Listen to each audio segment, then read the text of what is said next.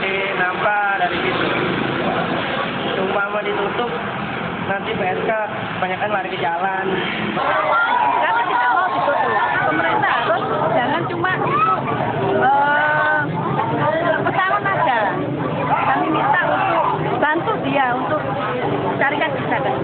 Kalau saya terus terang setuju Mas, karena Poli itu kan pusatnya maksiat Mas, agama kita kan juga melarang prostitusi Mas.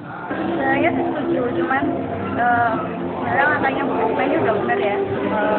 Tapi kita juga harus pikirin di sana juga ada organisasi kecil, pekerjaan selain dari sebenarnya kan takutnya juga nanti kalau banyak juga yang keluar itu. Saya juga bagi anak-anak, takutnya orang-orang yang biasanya kedua itu jadi melampiaskan sehingga pada anak-anak. Ya, itu tadi tanggapan sejumlah warga di Surabaya terkait lokalisasi Doli. Mengatakan itu katanya pusat maksiat, pusat prostitusi. Agama juga, semua agama pasti melarang kan untuk itu. Nah, sekarang apa nih yang membuat ada Mas Pokemon di sini yang ikut membela? Alasan utamanya apa, Mas Pokemon? Iya, saya pikir ini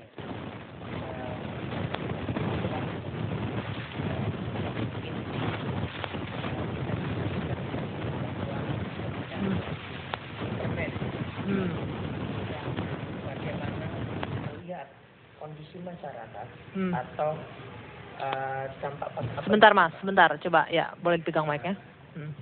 artinya kembali. Ya.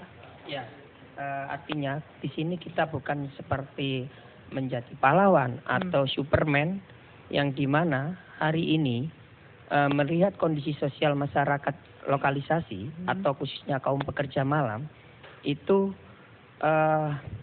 harus dipikir setelah pasca penutupan itu yang perlu harus dianalisa dan dikaji secara hukum, sosial dan ekonomi. Hal ini terjawab bahwa pemerintah itu tidak pernah memikirkan dampak-dampak sosialnya, dampak ekonominya, hingga dampak psikologisnya. 3 faktor inilah yang mendasar yang harus diselesaikan oleh pemerintah. Itu kan dipikirkan pemerintah ya dengan memberikan keterampilan, bekal keterampilan nih buat para baik pengelolanya ataupun para pekerjanya sendiri. Kan sudah dipikirkan sampai ke sana. Kenapa menolak? Iya. Aku ingin melihat satu contoh mana pemerintah yang memberikan itu bentuk keterampilan ataupun bentuk lapangan pekerjaan. Kalau ngomong segmennya adalah melakukan pendidikan keterampilan, sejauh mana bisa terampil atau sejauh mana targetan hingga melalui pasar-pasar mana. Itu yang perlu dicatat. Nah, tadi Anda juga bilang pemerintah harus memikirkan dampak sosialnya, dampak ekonominya juga kan? Dampak psikologis juga. Sekarang kalau dibalik bisa nggak? Anda nggak mikirkan nih, Mbak sini nggak mikirkan dampak sosial sekarang yang ada apa dengan lokalisasi ini? Dampak psikologisnya juga apa buat anak-anak, generasi muda, dan mereka juga yang berpikiran kalau ini tempat maksiat gitu loh, tempat yang tidak bagus gitu loh, bagaimana? Kan sama tuh kalau berpikir dampak sosial dan lain-lain. Tapi dari sisi mereka nih, nah gimana? Iya, saya pikir di masyarakat sekitar itunya tidak pernah ada anak yang selalu berdampak pada keramaian ataupun hingar-bingarnya di malam hari. Saya pikir proses belajar pendidikannya juga sama dengan masyarakat kampung-kampung yang lain atau kota-kota yang lain. Artinya ada intelektualnya menengah ke atas hingga ke bawah. Di situ juga kalau mau proses pendidikan intelektualnya, di situ ada yang jadi dokter, ada yang jadi polisi, ada yang jadi TNI, ada yang jadi PNS, ada yang menjadi buruh pabrik, ada yang menjadi sama lah. Kalau ngomong sosialnya sudah jelas bahwa masyarakat ini sangat menggantungkan kehidupan di area lokalisasi itu. Misal dampak ekonomi kerakyatan, bukan pemerintah yang memberikan mana ekonomi yang diterapkan sistem kapitalisme itu apa. Tapi kalau ini tidak ada pajak, lihat tukang bakso, jual nasi goreng, hingga jual buah, itu mereka rata-rata menengah ke bawah. Ya, kita sudah dengarkan ya dari pihaknya teman-teman di Doli. Sekarang kita juga akan mendengarkan nih biar berimbang nih warga di Surabaya bagaimana tanggapan mereka. Sudah bergabung bersama saya ada Pak Ali Badri. Selamat malam, Pak Ali. Selamat malam, Assalamualaikum.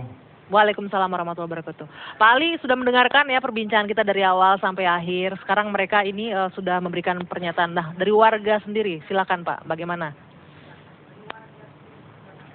Sebenarnya begini, saya sudah mendengar sekali dari aktivis tadi yang Wokemon itu, yang mengatakan bahwa saya tadi preman yang dibayar oleh pemerintah, tolong ditarik kembali suara itu kedengaran saya tadi. Saya berangkat dari sisi keagamaan. Tidak serta-merta pemerintah itu akan menutup doli dan tempat pelacuran se-Jawa Timur, bukan hanya doli.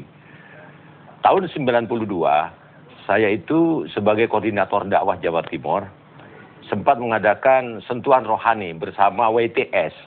Saya robah namanya Wanita Harapan. Yang beri nama Wanita Harapan itu adalah saya sendiri. Karena tidak ingin menghargai mereka. Tidak mungkin kalau saya mengatakan bahwa yang terhormat BTS atau PSK yang berbahagia.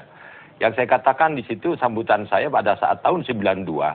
Saya kumpulkan 5.000. Di 5.000 itu 3.000 sekian adalah WTS. Yang saya beri nama Wanita Harapan. Harapan kembali kepada jalan yang benar. Sisanya adalah mucikari dan para broker, para maklar. Di situ saya datang untuk merangkul, bukan untuk memukul. Kami datang maksud saya untuk mengajak, bukan mengejek. Kami datang untuk menyentuh rohaninya dari segi keagamaan.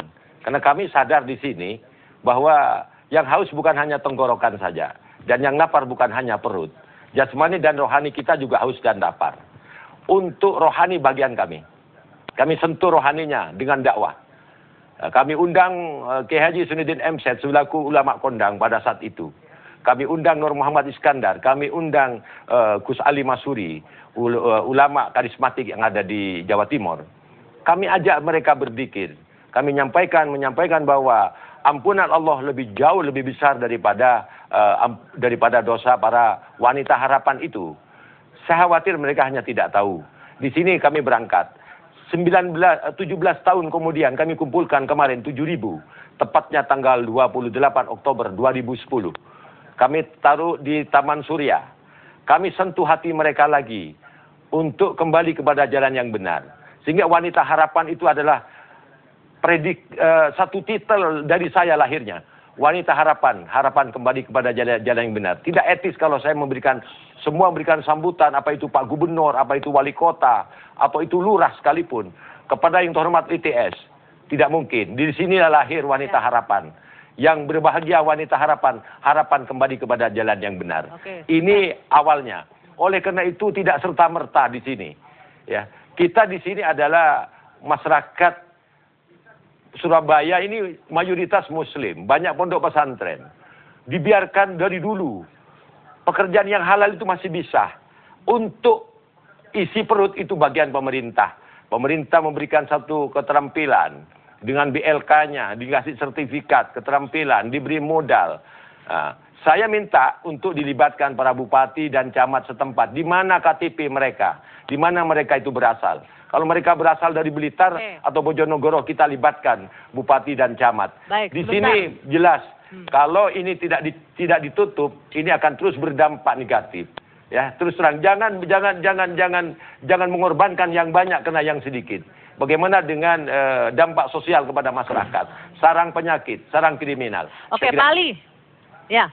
Pak Ali, maaf saya potong sebentar Pak Ali ya. Mungkin boleh minta tanggapan Mbak Melati dan Mbak Lina. Tadi dijelaskan ya bahwa apakah tidak tersentuh nih teman-teman untuk secara rohani untuk kembali ke jalan yang benar dan lebih baik gitu. Selain hanya memikirkan ekonomi ya, tapi juga ada faktor rohani juga di sini, tidak hanya jasmani. Mbak Lina. Begini, ya soalnya siapa yang tidak mau diajak seperti itu? Baguslah ajakan Pak siapa tadi? Pak Ali. Pak Ali. Tapi kenyataannya yang ada di bawah. Sampai saat ini, yang ini ternyata Bapak ini sudah pernah terjun sendiri. Apa selama kemarin, terus sampai pasca ini mau ditutup. Apa Bapak sudah benar-benar turun langsung dan benar-benar ini sudah waktunya dan saatnya. Apa Bapak sudah pernah langsung koordinasi dengan kami yang dibawa. Hmm. Itu. Apa? Soalnya saya nggak kenal, nggak pernah tahu siapa Bapak. Pak Ali silakan. Gimana itu? Jawab, Pak. Dan pembelajaran yang ada katanya itu tadi. Kami yang dibawa ini belum pernah merasakan itu, Pak. Ya, Pak Ali silakan. Sampai Pak Ali saat tanggapi. ini pun kami menganggap Ya, begini. Oke, Begini. sebentar Mbak Lina. Sudah saya katakan tadi bahwa di sini ada dua sisi. Saya bagian sentuhan rohani, menyentuh dengan santapan rohani. Saya pernah mengumpulkan 2 kali, tahun 92 dan tahun 2009, 17 tahun kemudian. Sebelum Kesenuddin M.Syed meninggal dunia, masih sempat memberikan ceramah beserta Omai Rama untuk memberikan sentuhan rohani. Namanya aja sentuhan rohani dengan tema Taubatan Nasuha, itu tahun 92 bersama Wanita Harapan. Yang ke tempo hari adalah sentuhan rohani bersama Wanita Harapan dengan tema indahnya Taubatan Nasuha. Ini kita menyentuh. Sudah saya katakan. Pak Ali, maaf saya potong Pak Ali, itu kan tahun 92 dan juga 2009. Nah, yang untuk sekarang ini apakah juga sudah dilakukan hal yang sama Pak ke lapangan, ke lokalisasi Doli langsung? Begini. Ini kita ini hidup ada aturan. Kalau hidup ini tidak pakai aturan, kita ini salah. Ya, hidup yang salah. Hidup ini perlu etika. Kita harus manut kepada pemerintah. Kita punya pemerintah provinsi Jawa Timur. Kita punya pemerintah kota Surabaya karena hidup kita di kota Surabaya. Maka kita harus manut kepada pemerintah. Pemerintah tidak akan mungkin membiarkan begitu saja. Ya, tentunya di sini keterampilan bagaimana dengan modal kerja setelah diberi keterampilan. Ini permohonan kami kepada pemerintah. Tolong pisahkan kami dengan pemerintah. Kami adalah masyarakat yang menginginkan Surabaya menjadi Surabaya yang aman, nyaman, bersih. Bukan hanya bersih sampahnya, tapi juga bersih dari maksiat.